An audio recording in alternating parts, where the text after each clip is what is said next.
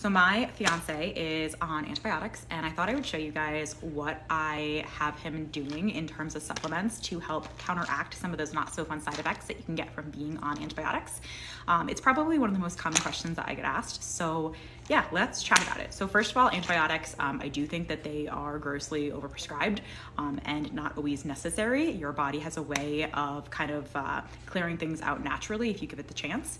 That being said, there are certainly cases where antibiotics are necessary, and I do think that sometimes we can't avoid it. So there are some things that we can do to help combat being on antibiotics. So there's some research that shows that once you are on antibiotics, it actually can take years for your gut microbiome to return to where it was before taking those antibiotics. So I think it's really important to be as proactive as possible in ensuring that we get your gut back to working the way that it should be as soon as possible.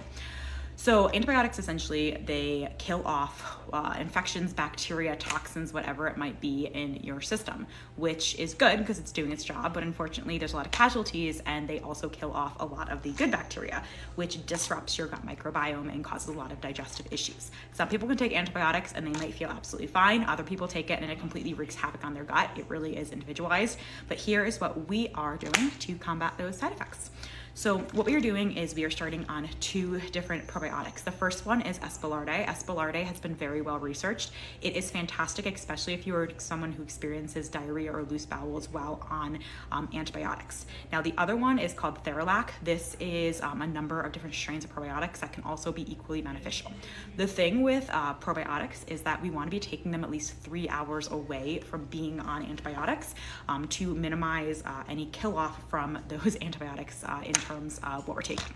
So what I usually do is he will be taking S Boulardii in the morning, AM, and then he will be taking 2 capsules of the Theralac in the evening before going to bed.